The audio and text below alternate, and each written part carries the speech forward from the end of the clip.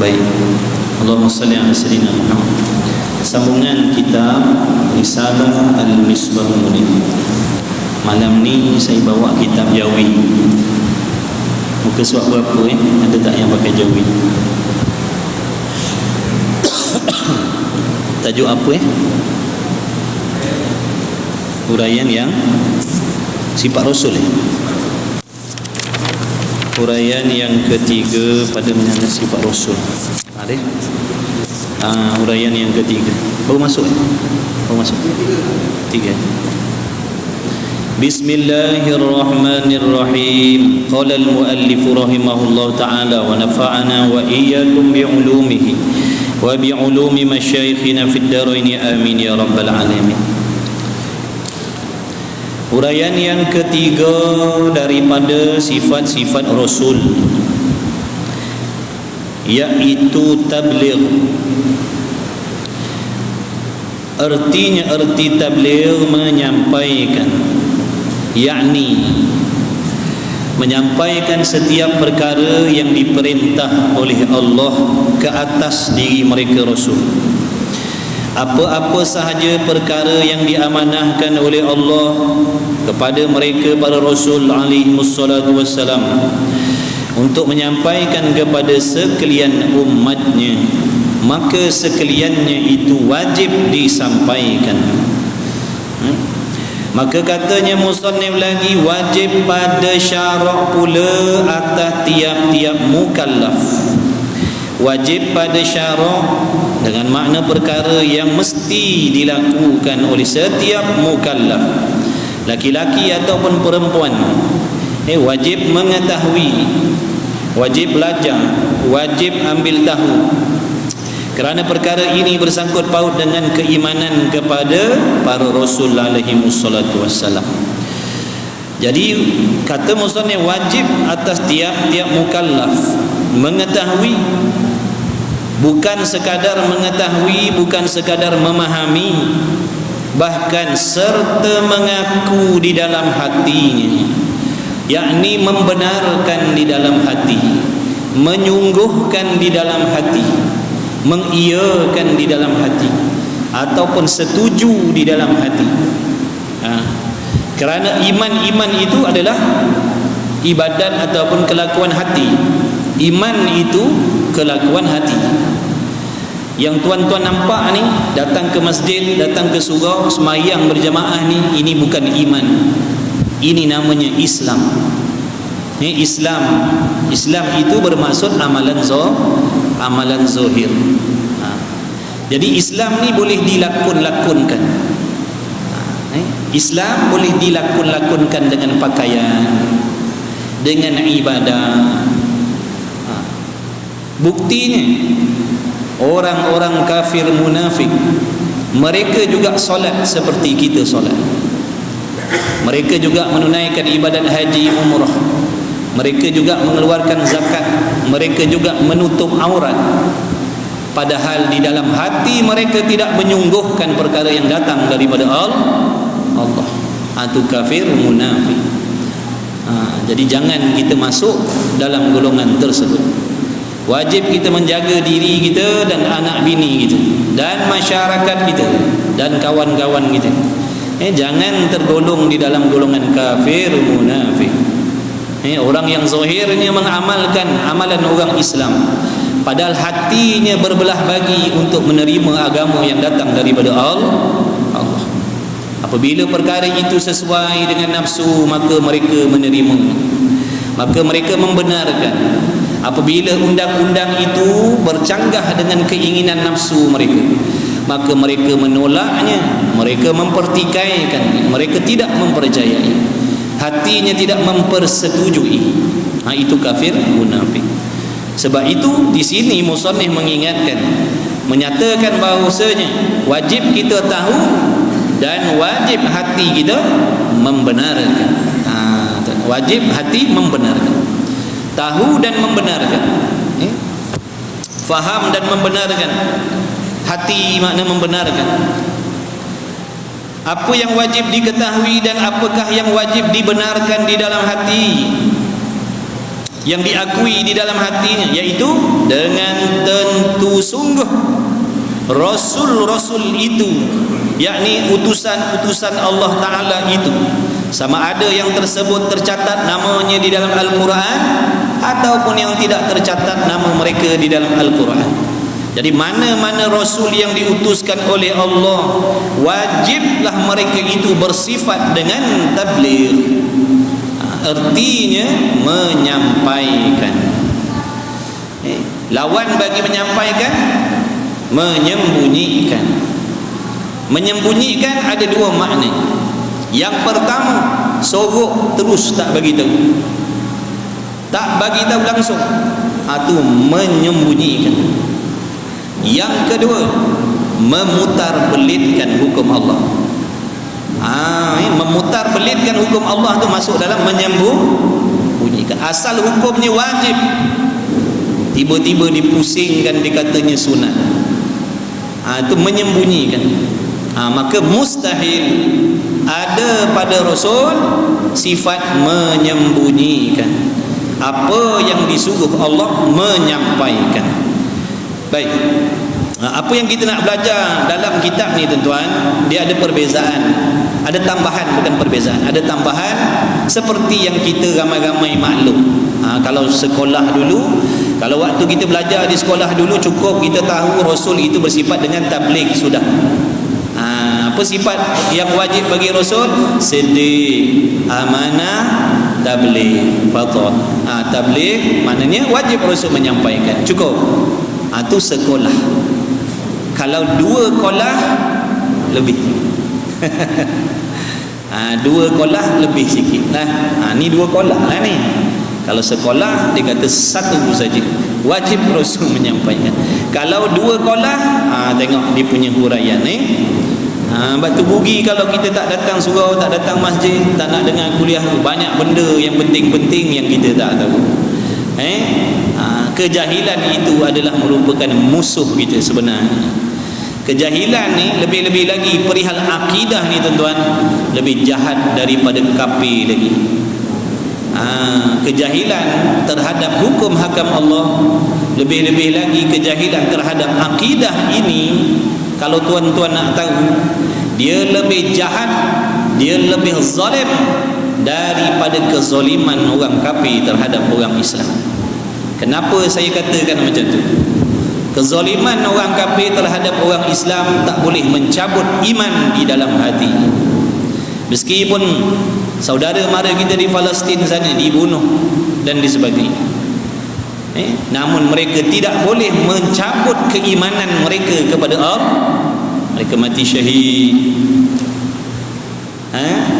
Tapi kita yang duduk dalam kesenangan, duduk dalam keamanan, duduk dalam kemewahan, tapi jahil tentang hukum hakam Allah, jahil tentang akidah, ramai yang jadi murtad, ramai yang jadi kafir dalam keadaan tak sedar. Sebab tu saya katakan kejahilan tentang hukum hakam Allah, kejahilan tentang akidah ini lebih dahsyat, lebih zalim, lebih keji daripada perbuatan orang kafir harbi tadi. Kerana kejahilan kita tentang agama boleh mencabut iman yang ada dalam hati kita. Betul ke tidak?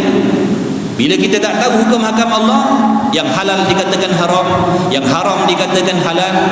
Bila tak tahu tentang Allah, ragu dengan Allah, jahat sangka dengan Allah, meletakkan sifat-sifat yang tak sepatutnya pada Allah, bukankah perkara itu boleh mencabut iman?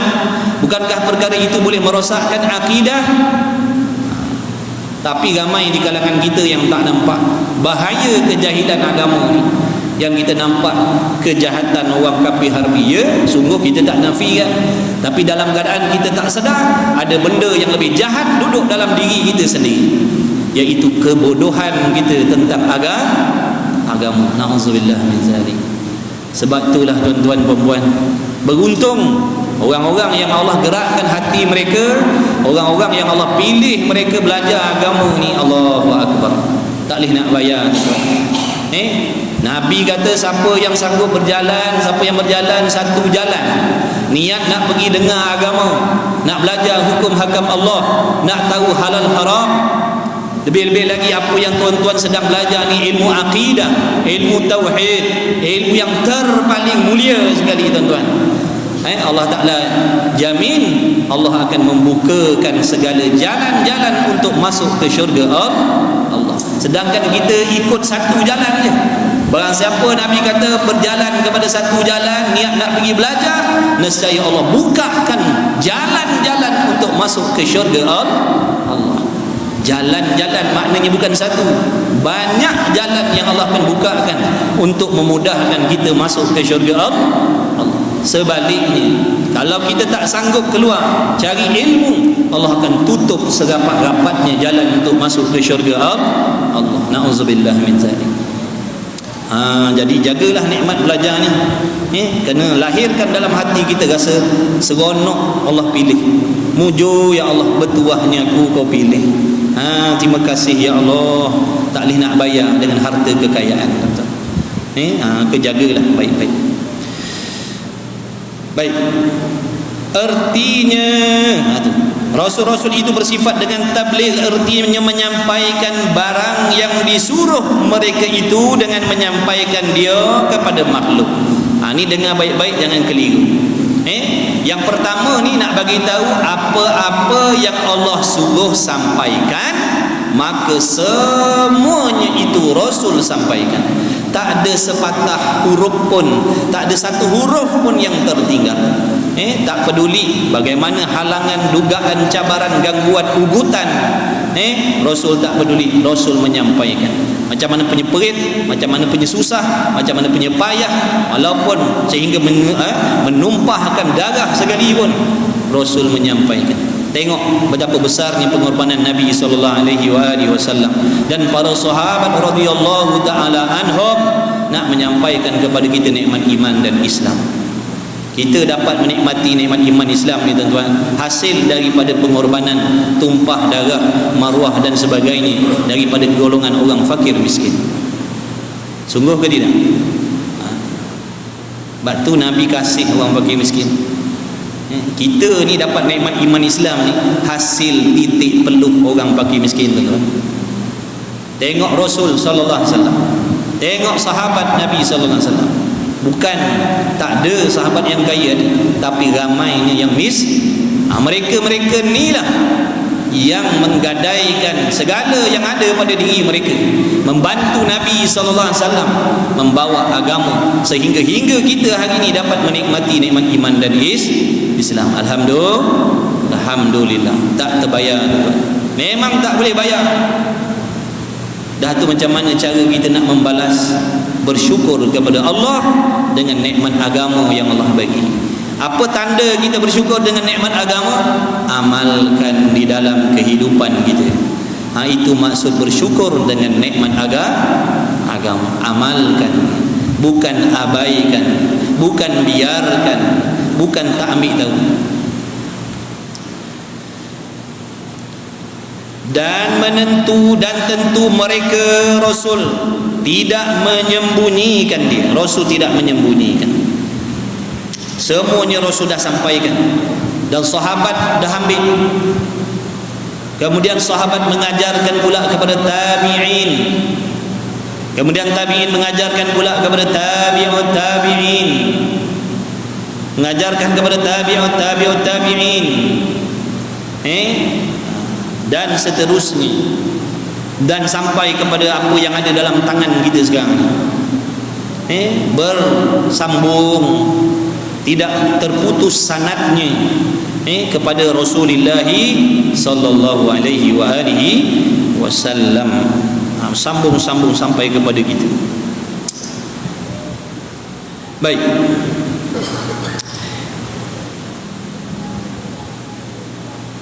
Jadi kita tak boleh nak mendakwa nanti di hari kiamat.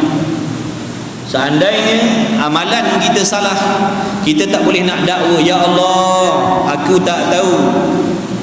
Ya Allah, aku tak tahu, rupanya wajib buat macam ni, haram buat begitu. Tak tahu ya Allah. Tak boleh. Sebab semuanya dah sampai. Cuma sikap kita taksir, cuai, leka, lalai dengan memburu dunia, sehingga kita tak ada masa nak ambil tahu tentang agama kita sendiri. Habis masa kita setiap hari, setiap minggu, setiap bulan, setiap tahun bersibuk berbimbang mengejar kekayaan, berlumba-lumba, sampai tak ada masa kita nak belajar agama. Kita dilekakan oleh dunia. Itulah yang menjadi sebab kita tak tahu, tak faham tentang hukum hakam agama. Bukan tak sampai, dah sampai dah, lama dah sampai dah, tapi kita yang tak nak ambil peduli. Pada kita kalau belajar agama ni tak ada mendatangkan kekayaan apa-apa pun, tak ada untung. Yang untungnya belajar ilmu dunia. Kalau belajar ilmu dunia nampak nanti, nampak duitnya, nampak pangkatnya, nampak jawatannya, nampak imbuhannya. Belajar agama ni tak datangkan apa-apa kekayaan pun. Ya, memang Allah tak akan membalas amal soleh hamba-hambanya di dunia. Sebab seandainya Allah Ta'ala membalas segala kebaikan dan kebajikan yang dilakukan oleh orang mukmin, nescaya mereka akan tinggalkan semuanya apabila datangnya kematian. Sungguh ke tidak? Kalau Allah balas apa yang tuan-tuan buat ni selama ni, tuan-tuan sembahyang, puasa, zakat, haji, umrah, Allah balas sekarang juga atas dunia lagi. Allah balas bagi harta, kekayaan, kemewahan, kesenangan, keseronokan. Bila tuan-tuan mati, tinggal ke tidak? Tinggal. Sebab tu Allah tak balas di sini, tuan-tuan. Allah nak tuan-tuan menikmatinya, mengecapinya selama-lamanya nanti di hari kiamat. Maka bersabarlah dengan janji-janji Allah tu. Bersabarlah. Dunia ni cepat, akhirat tu lambat. Tapi lambat-lambat pun taklah lambat. Mati malam ni, jumpalah akhirat. Baik. Dan bahagian tabligh itu ada 3. Sebab tu belajarlah. Janganlah habiskan masa kita itu dengan memburu dunia yang tak habis-habis. Hatta zurtumul maqabir, nanti sampai ke kubur kita tak ada bekalan. Sampai ke kubur nanti kita tak ada bekalan. Habislah kita. Macam mana nak balik menghadap malaikat maut tanpa ada bekalan? Yang mengaji ni pun belum tentu lagi Allah terima. Kita yang mengaji, yang belajar, yang beramal ni pun belum tentu Allah terima lagi, tuan-tuan. Apa lagi yang tak ambil tahu? Apalah nasib yang tak nak ambil tahu? Yang ambil tahu ni pun kita semua ni pun tak boleh nak bersedap-sedap. Jangan mentang-mentang kita dah mengaji, dah datang kuliah tiap malam, kita berasa aman daripada kemurkaan Allah dah. Di antara sifat yang dibenci oleh Allah dalam hati kita apa? Merasa aman sentosa daripada kemurkaan Allah.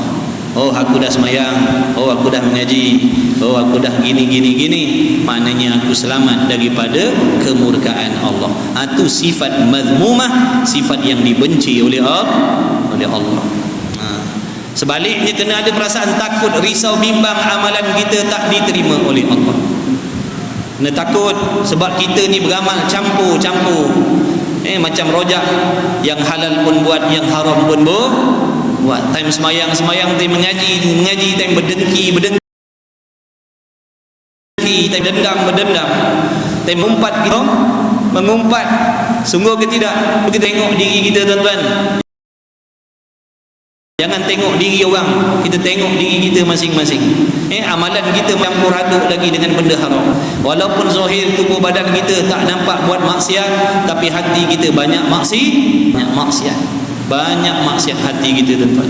Sebab tu ngajilah tasawuf.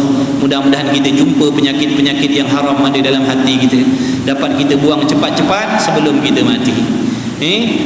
Yang Allah suruh buat segala yang Allah suruh zahir dan batin, meninggalkan segala yang dilarang oleh Allah zahir dan batin.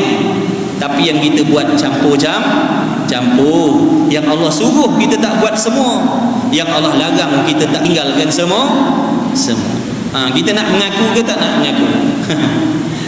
Kalau tak nak itu di antara lagi Di antara lagi sifat yang dibenci oleh Allah, tak nak ngaku dengan hakikat diri kita yang banyak khianat dengan nikmat Allah. Tak nak ngaku, aku baik, yang jahat sianu, yang jahat sianu, yang sianu. Itu sifat mazmumah, na'udzubillah. Mudah-mudahan Allah bagi taufik kepada kita.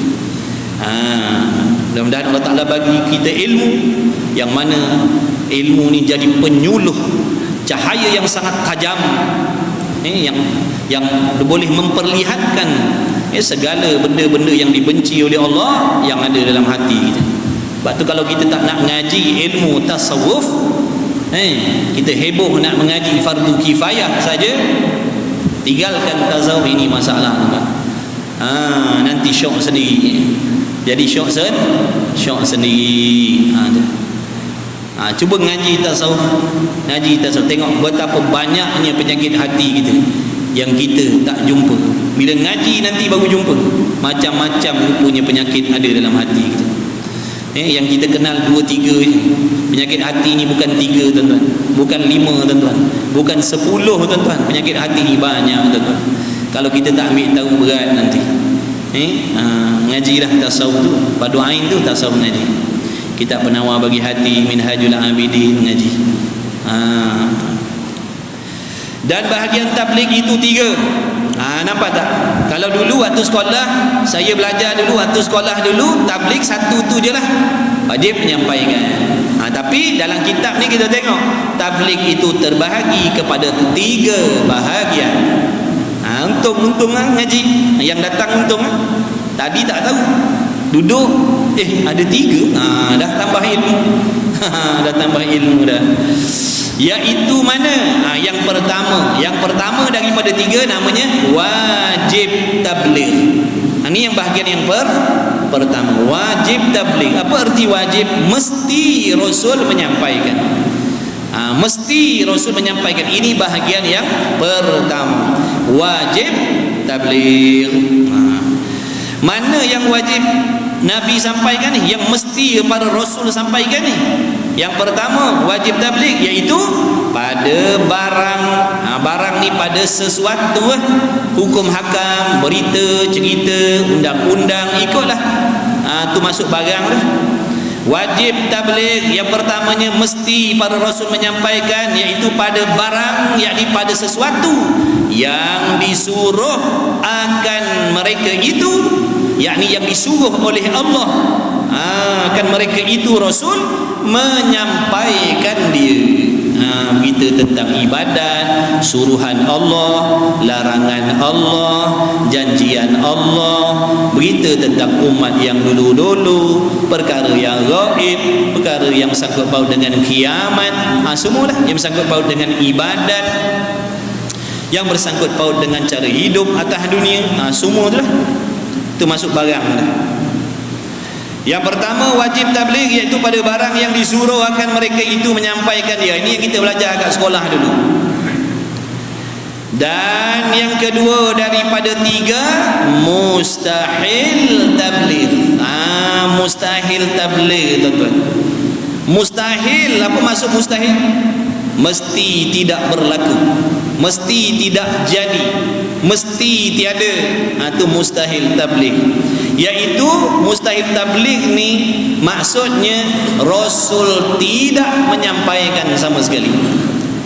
Rasul tidak menyampaikan sama sekali. Rasul sembunyikan perkara ni. Itu mustahil tabligh. Boleh buat teka-teki tuan-tuan. Boleh buat teka-teki dengan yang tak datang. Buat teka-teki, tanya dia, ada tak benda yang Rasul suruhkan?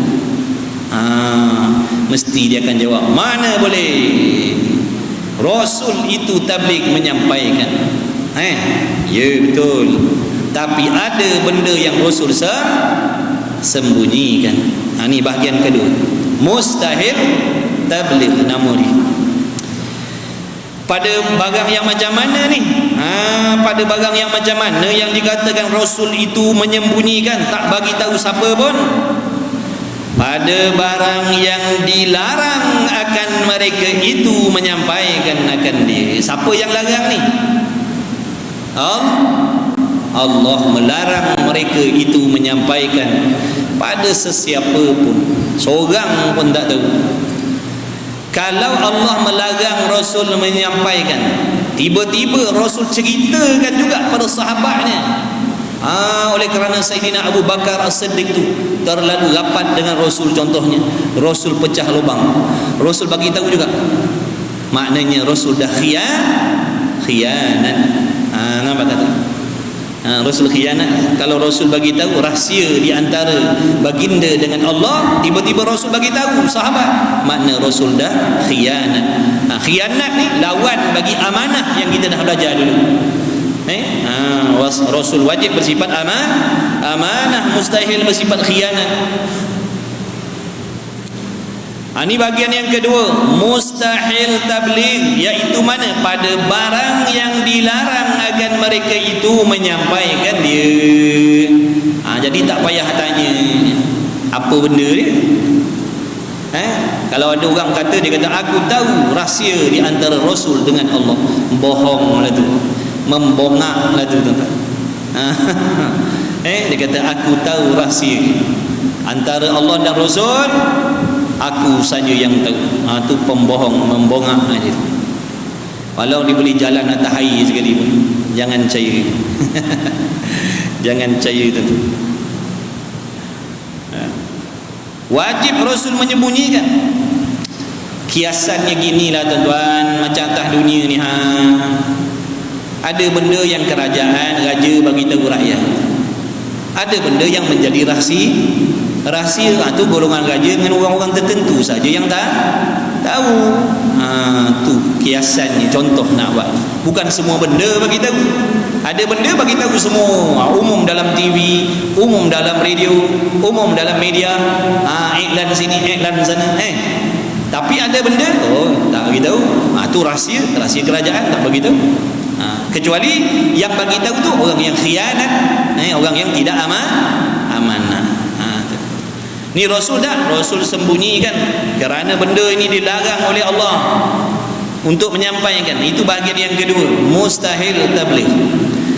Dan yang ketiga daripada tiga, harus tabligh. Apa arti harus?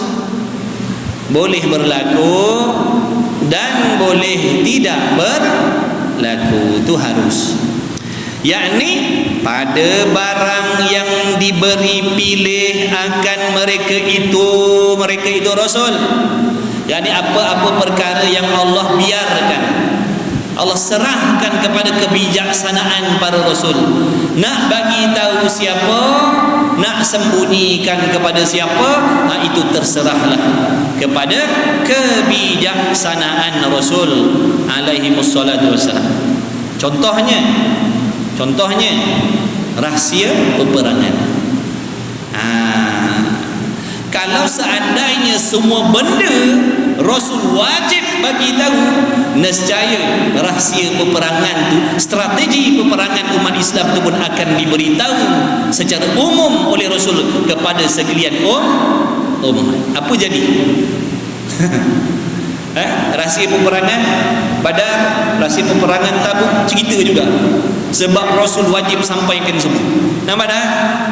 Jadi ada benda yang harus Rasul menyampaikan, iaitu terserahlah kepada kebijaksanaan Rasul alaihi wassalatu wassalam. Sebab tu ada sahabat-sahabat yang tahu benda tu, ada sahabat yang tak tahu. Tu contohnya benda yang diberi pilih oleh Allah. Nak bagi tahu siapa? Nak bagi tahu Sayyidina Abu Bakar, bagi tahu.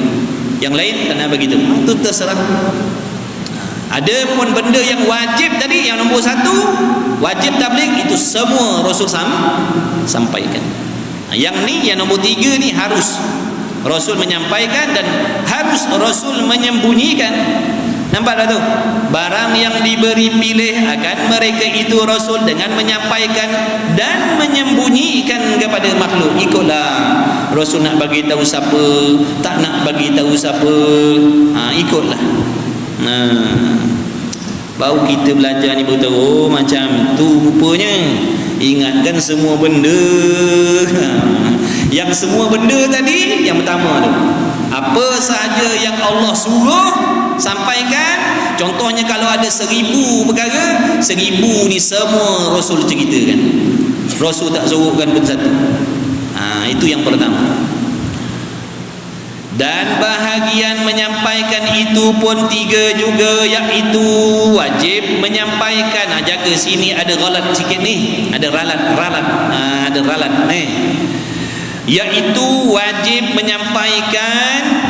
Berarti baik-baik tu, wajib menyampaikan, kita dah faham dah ni. Bila sebut wajib menyampaikan, iaitu mesti menyampaikan, tidak menyembunyikan. Dengar ayat ni baik-baik, iaitu wajib menyampaikan pada barang yang dilarang. Sini ralatnya ni. Garis kan, jangan potong-potong, bulat-bulat, pangkah-pangkah, cakar-cakar, jangan. Dobit elok-elok adab dengan kita. Garis kat bawah tu, dilarang tu. Barang yang dilarang tu, gariskan bawah tu. Yang dilarang tu gariskan.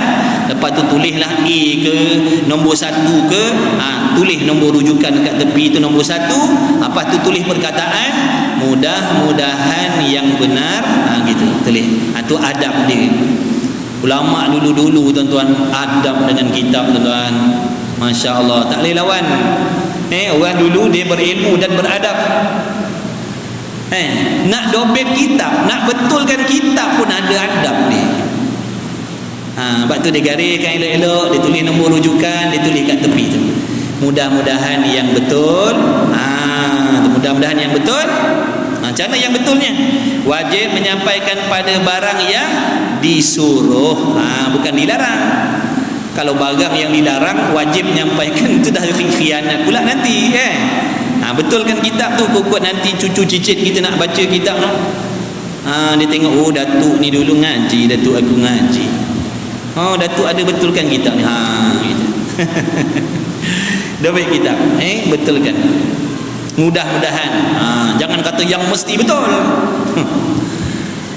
Jangan kata yang mesti betul, yang betulnya jangan. Mudah-mudahan yang betul ni.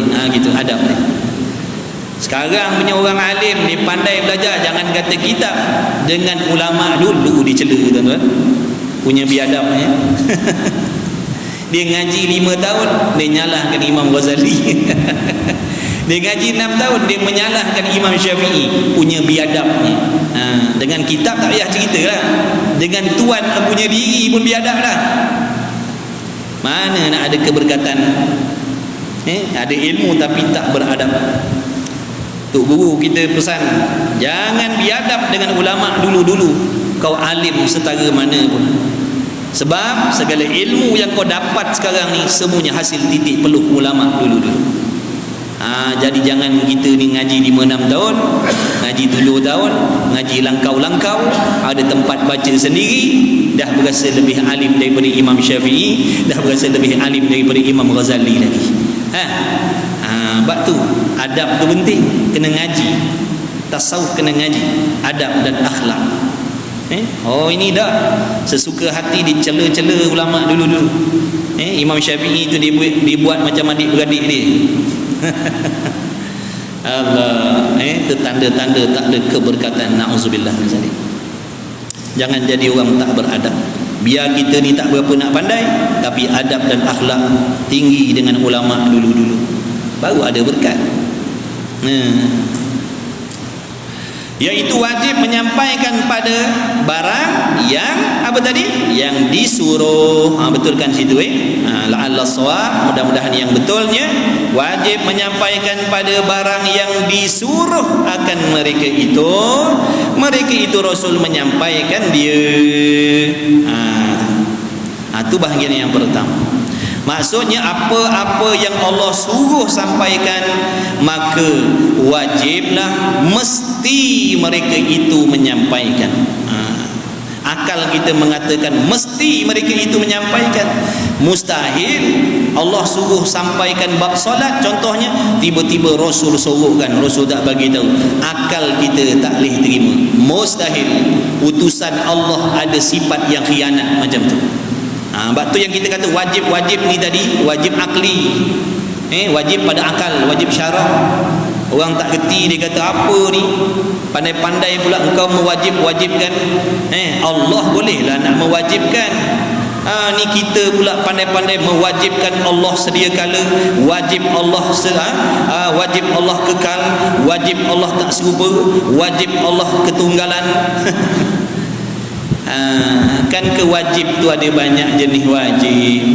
Wajib syarak benda lain.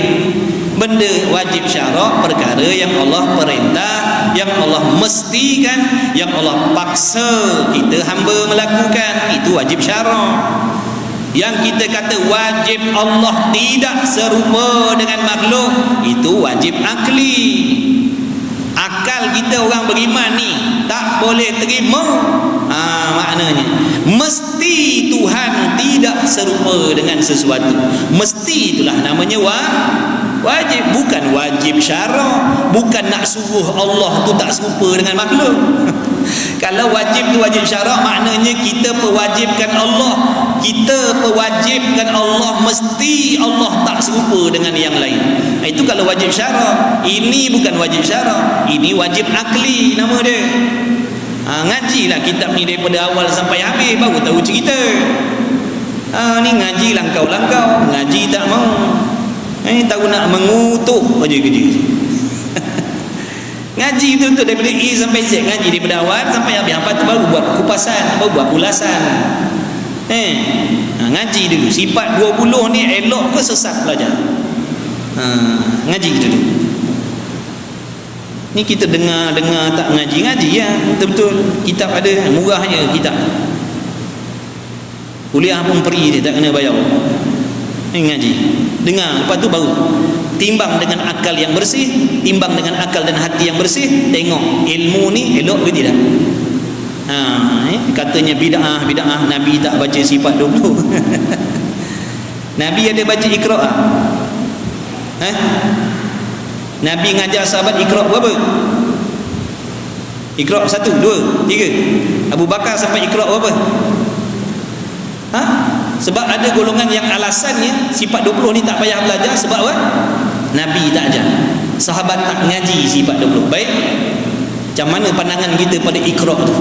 Yang jadi asbab berapa ramai orang buta Quran jadi pandai baca Quran sebab Iqra'. Apa kita nak kata? Sesat juga? Bid'ah juga belajar Iqra'?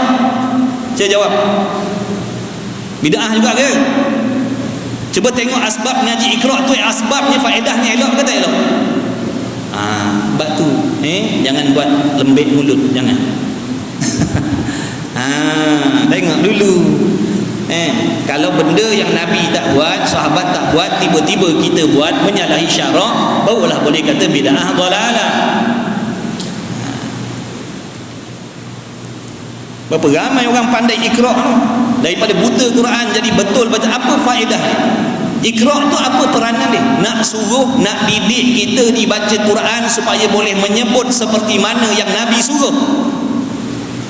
Pada adatnya kalau tak ngaji Iqra', tak ngaji muqaddam, memang kita buta lah baca Quran ni sampai bila-bila. Cuba tanya balik diri kita, kita ni boleh baca Fatihah dan sebagainya belajar daripada mana? Cuba tanya. Tu tanya mak bapak kita. Mak ayah kita pandai Quran, ngaji apa?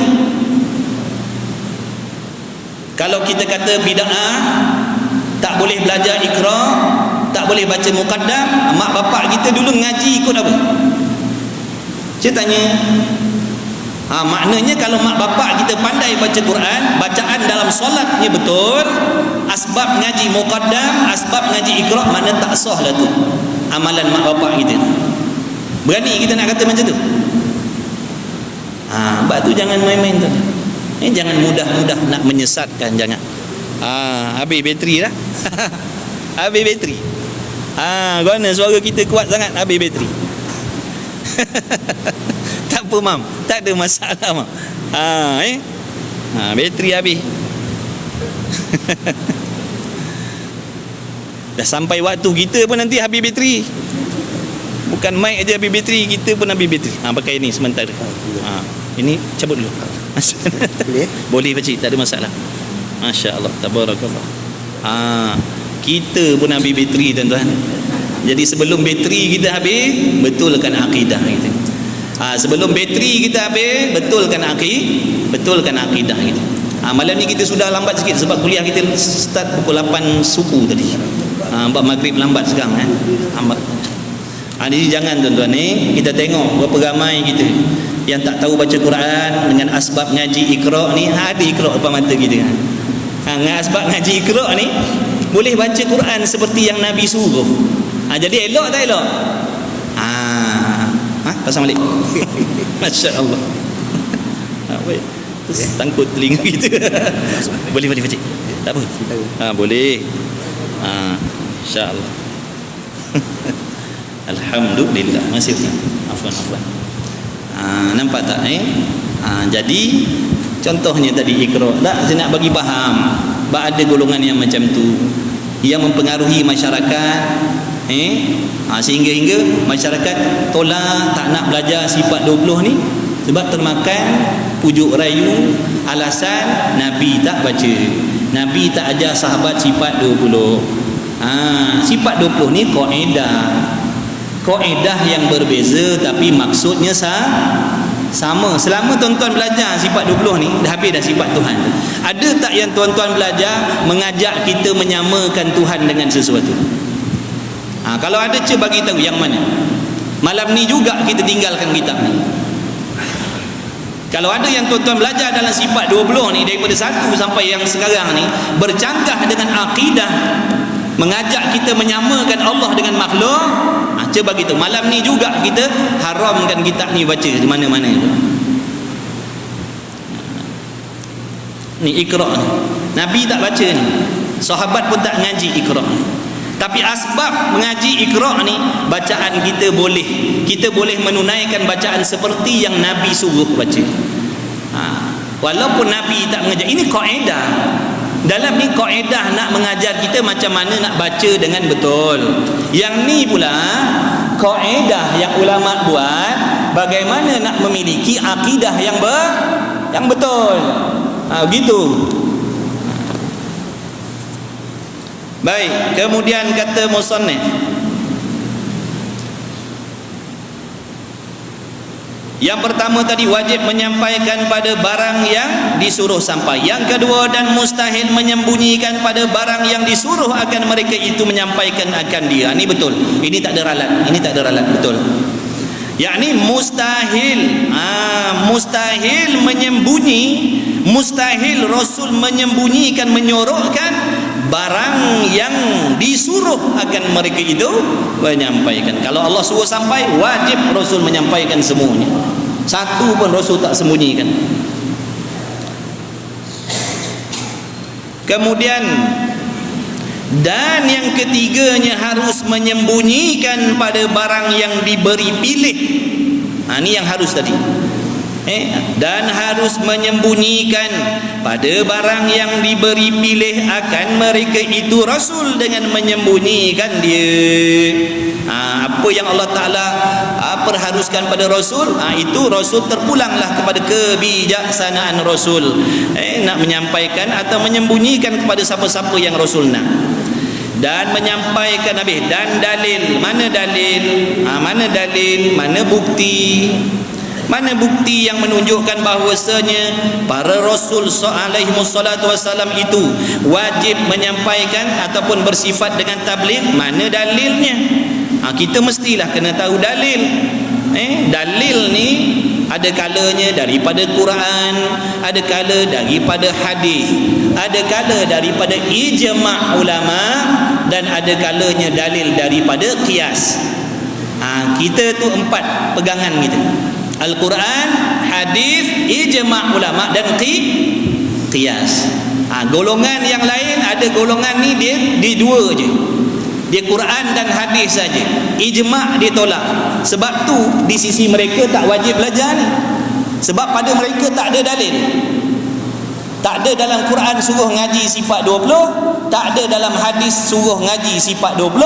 Sebab tu duk kempen orang jangan belajar. Sebab tak ada dalil Quran, tak ada dalil hadis. Dah kita ni yang ngaji ni ambil mana dalil? Ijma' ulama. Ijma' ulama. Sebab tu kalau orang tolak ijma', tak payah cerita dengan dia, buang masa. Kalau orang tolak ijma', tak payah cerita dengan dia. Sebab pada dia tak ada dalil. Kita kata dalilnya ijma' ulama, kena ngaji sifat 20 ataupun sifat 13. Mengikut Abu Hasan Al-Asy'ari ataupun Abu Mansur Maturidiyah, salah satu. Ijma' ulama. Golongan yang menolak ijma' dia takkan, mana ada dalil, tak ada dalil dalam Quran pun tak ada, dalam hadis pun tak ada. Mati hidup balik pun habis, buang masa. Sebab tu kalau kita cakap nasihat 2-3 kali tak nak dengar, lakum dinukum waliyadin. Kau dengan pegangan kau dengan pahaman kau, saya dengan pahaman saya. Buang masa nak berdebat, tak elok berdebat, tuan-tuan. Boleh menambahkan sakit hati, boleh menambahkan penyakit hati kalau berdebat ni. Sebab tu di antara sifat yang Allah benci, suka berdebat. Kita terangkan dengan elok, dengan hikmah, tak nak dengar, nak tetap juga dengan pendirian, nak tegakkan benang yang basah, lakum dinukum waliyadin. Dah, jangan berdebat dah. Takut nanti timbul dalam hati kita penyakit nak nunjuk pandai. Mentang-mentang kita di pihak yang betul, kita tak nak berhenti berdebat. Sebab tu Allah bagi tawaran pahala lagi besar. Orang yang berada di pihak yang betul berhenti berdebat, pahalanya lebih besar daripada orang yang salah berhenti berdebat. Sebab apa, tuan-tuan? Sebab bila kita duduk di pihak yang betul, nak berhenti payah. Betul tidak? Kita di pihak yang benar, kita nak berhenti berdebat tu payah. Seboleh-boleh kita akan nak paksa pihak sebelah tu nak terima apa yang kita cakap. Nanti kan timbul dalam hati nak menunjuk pandai, nak menunjuk alim. Itu yang kita takut. Sebab tu tasawuf tu kena ada. Kalau tak nanti silap-silap dengan kedegilan kita nak berdebat tu, lebih merosakkan orang sebelah sana. Lebih merosak, takut keluar daripada dia perkataan-perkataan yang boleh merosakkan diri dia sendiri. Kita bertanggungjawab sebab dek kita. Sebab tu dalam perdebatan ni tengok, kalau orang yang kita nak sembang tu boleh terima pandangan, tak apa. Kalau jernih tak boleh, jangan. Jangan.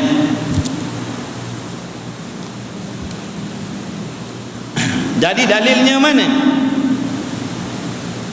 Dan dalil atas tabligh, yakni bukti yang menunjukkan atas mereka itu, atas tabligh menyampaikan mereka itu rasul. Dalilnya ialah kita fikir. Ini namanya dalil akli, namanya dalil akli, guna akal. Kalau tak nak guna akal, buang akal kita tu, jadi haiwan. Kita ni terbeza dengan binatang sebab akal je, tuan-tuan. Yang lain semua kongsi sama. Kita terfikir. Lapar, binatang berlapar. Nak makan, binatang nak makan. Nak berbini beranak, binatang pun nak berbini beranak. Nak tempat kediaman, sama macam binatang pun ada tempat kediaman dia. Tapi yang membezakan kita ni daripada haiwan, akal kita. Tapi kalau ada akal tak nak guna pun masalah kan? Masalah dia. Dia kata fahamkan ayat Quran dengan akal. Dah memanglah. Kalau tak, macam mana nak amalkan Quran kalau tak ada akal? Contohnya begitu. Akal dan syarak ni dua benda yang saling berhajat. Sebab tu orang yang tak berakal tidak diberatkan syarak. Betul tak? Orang yang tak berakal, tak waras, tak diberatkan syarak. Dia nak mengaji, tak nak mengaji, nak semayang, tak nak semayang, ikut dia. Tidak diberatkan syarak atas diri dia. Dan orang yang berakal tu pula, bila dia ada akal, dia terkait dengan syarak. Macam tu lah. Ini dia kata apa ni, duk fahamkan Quran, fahamkan hadis, guna akal sendiri. Dah tak nak guna akal, nak guna apa? Kepala lutut.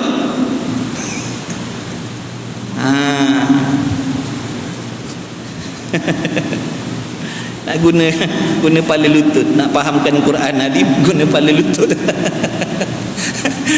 Allah, mudah-mudahan Allah memberi taufik, hidayah, petunjuk. Kita sedih, kita kesian tengok. Jadi dalilnya kita fikir, tilik dengan akal, guna akal. Tapi bukan semata-mata akal, tuan-tuan. Akal ni kena jaga dengan ilmu pula. Kalau semata-mata akal, tak ada beza dengan orang bukan Islam. Kita ni, kalau akal kita tak dijaga dengan agama, sama, tak ada beza akal kita dengan akal orang bukan Islam. Tengok contoh dalam bab cari makan, dalam bab cari getah, dalam bab cari makan. Orang kafir pun fikir nak mewah, nak kaya, betul? Kita pun fikir nak mewah, nak kaya. Tapi kita orang Islam, akal kita dalam nak mencari harta ada makna dijaga oleh hukum syarak. Jangan riba, jangan rasuah, jangan menipu timbangan, jangan menipu sukatan. Itu Nampak tak? Kemudian cari rezeki, ada masa kena berhenti semayang, ada masa kena berhenti mengaji. Tapi orang kafir, akal orang kafir, dia tahu nak kaya, nak mewah je. Dia tak tahu halal haram. Dia tak peduli harta orang tak harta orang, dia rembat asalkan dapat apa yang dia nak. Sebab tu kita ni kalau sekadar namanya Muslim, kalau sekadar namanya mukmin, akal kita tak dijaga oleh agama, maka tak ada perbezaan cara kita cari rezeki dengan orang kafir cari rezeki. Sama je, tak peduli halal haram, asalkan kaya. Sama macam orang bukan Islam pun fikir macam tu juga. Sebab tu akal yang dijaga oleh syarak, oleh agama. Sebab tu Nabi kata talabul ilmi faridatun, menuntut ilmu tu wajib. Supaya akal kita tu dijaga, dipantau oleh ilmu, bukan nafsu. Kemudian tilik dengan akal. Tilik dengan akal pikiran, iaitu jika mereka itu Rasul tidak bersifat dengan tabligh. Cuba kita fikir, kalaulah Rasul itu tak bersifat dengan tabligh, yakni menyampaikan barang yang disuruh akan mereka itu menyampaikan dia kepada makhluk, nescaya adalah mereka itu Rasul bersifat dengan kitman, artinya menyembunyikan barang yang disuruh akan mereka itu dengan menyampaikan dia kepada makhluk. Jadi akal kita fikir, kalaulah Rasul itu tidak bersifat dengan tabligh, kalau Rasul tak bersifat dengan menyampaikan, sudah tentulah Rasul itu bersifat dengan menyembunyikan. Sebab menyampaikan lawan dia menyembunyikan. Kalau Rasul tak bersifat dengan menyampaikan, sudah tentulah Rasul bersifat dengan menyembunyikan. Apa yang jadi? Seandainya Rasul itu bersifat dengan menyembunyikan, apa yang jadi? Artinya menyembunyikan barang yang disuruh akan mereka itu dengan menyampaikan dia kepada makhluk ini. Dan iaitu Rasul menyembunyikan hukum hakam Allah. Contohnya perkara yang Allah perintahkan menyampaikan, Rasul sorokkan, bohong, mustahil, akal tak boleh terima. Akal tak boleh terima nak kata Rasul sorokkan hukum hakam Allah, akal tak boleh terima. Mustahil. Mustahil atas mereka itu. Kenapa mustahil? Kenapa akal tak boleh terima yang Rasul tu menyembunyikan? Jawabnya, kerana kita ni sudah mengetahui akan beberapa perkara, mana banyak perkara yang menyampai mereka itu kepada makhluk, yang sampai kepada kita semua ini dengan bertalu-talu dan bertali-talian, dengan bersanad, dengan bersambung-sambung, sehinggalah kepada Nabi sallallahu alaihi wasallam yang mengambil akan dia daripada Rasul. Contohnya sampai dah kepada kita bab semayang, sampai dah kepada kita bab haji, bab umrah, bab puasa, tutup aurat dan macam-macam lagi tu kan dah sampai dah kepada kita tu. Nikah kahwin, semua banyak dah sampai. Allah suruh kahwin begini, Allah suruh cari harta begitu, Allah suruh sampai semayang begini dan begitu, masuk Ramadan kena puasa begini begitu, sampai dah kepada kita tu. Kalau Rasul sembunyi kan, taknya tahu sepatah haram kita ni. Maka jika menyembunyikan mereka itu, nescaya kita semua ini tidak dapat mengetahui sesuatu pun. Kalau Rasul itu sembunyikan, satu pun kita tak tahu. Jangan kata semayang, satu pun kita tak tahu. Jangan kata semayang, nama Tuhan itu Allah pun kita takkan tahu. Allah tu pun kita tak tahu. Allah tu nama bagi Tuhan pun kita tak tahu. Itu di antara faedahnya Allah Ta'ala mengutuskan Rasul. Dengan adanya Rasul kita dapat tahu yang menciptakan 7 petala langit dan bumi ni, yang menghidupkan kita, yang bagi saya bercakap sekarang ni, yang menghidupkan tuan-tuan sekarang ni, namanya Allah. Siapa bagi tahu tu? Rasul. Kalau Rasul tak ada, Rasul tak menyampaikan, mana kita nak tahu? Siapa nak bagi tahu kita? Malaikat Jibril. Siapa kita Malaikat Jibril nak jumpa? Malaikat maut nak jumpa kita ni. Malaikat maut memang nak jumpa kita sangat-sangat. Lagi pula menyembunyikan barang yang disuruh menyampaikan itu hukumnya haram. Jangan suruhkan hukum hakam Allah, walaupun perit, walaupun pedih, bagi tahu. Orang suka tak suka itu dah normal dah memang sunnah dah gitu. Nabi pun orang cela, orang maki, orang tuduh, orang fitnah macam-macam. Ini kan kita yang bukan Nabi Rasul, orang biasa, orang awam, tak boleh tergelincir daripada dosa maksiat lagi lah. Memang padan patut pun orang cela kita, memang kena pada tempat pun. Orang nak cela kita, orang nak maki kita, orang nak fitnah kita, memang kena pada tempat. Sebab kita ni orang yang banyak dosa, banyak maksiat dengan Allah, cuma nak sama-sama ta'awanu, tolong agama. Sebab di antara perintah Allah yang menjadi fardu ain atas diri kita ni, ta'awanu 'alal birri wat taqwa. Mengajak kepada kebaikan, melarang kepada kemungkaran ni fardu ain, tuan-tuan. Yang kita faham mengajak kebaikan, melarang kemungkaran ni orang alim je. Tok mufti, tok qadi, pak imam, ini orang-orang ni, pak ustaz, pak kiai, pak ustazah saja tugasan. Kita orang awam ni kena kunci mulut. Kalau tengok benda haram jangan tegur, jangan ngajak orang buat baik, sebab kita pun tak baik lagi. Inilah pahaman yang salah yang menyebabkan kita masyarakat ni pakat tutup mulut, tak nak mengajak kebaikan dan tak nak menegah kepada kemungkaran. Sedangkan mengajak kebaikan, mencegah kemungkaran ni fardu ain. Nanti kat belakang tu ada, kalau tak silap ke sudah ada hari tu. Walaupun kita tak semayang, kena ajak juga orang lain semayang, kena ajak orang lain mengaji. Itu amanah daripada Allah. Nak nanti baik baru nak ajak agama. Bila nak jadi baik, tuan-tuan? Kita ni tentu ada dosa maksiat, mesti ada ni.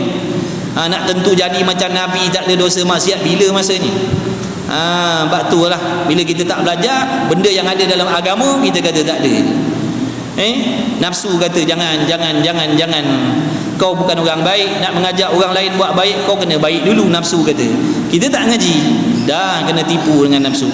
Pakat-pakat diamlah. Sebab ini bukan tanggungjawab aku, ini tanggungjawab tu imam, ini tanggungjawab tu qadi, ini tanggungjawab pak ustaz. Dah fardu ain, sekadar yang kita tahulah. Sekadar yang kita tahu, yang kita faham. Yang tak faham diam, pun penyakit juga. Benda tak faham pun kita masuk campur juga. Sampai tak ada segan silu. Orang jahil sekarang ni duk menuduh, menghukum orang alim. Terbalik dah. Tanpa segan silu, menuduh, mengkeji, memaki, hamun orang alim ulama. Na'udzubillah min zalik. Tu terlampau dah.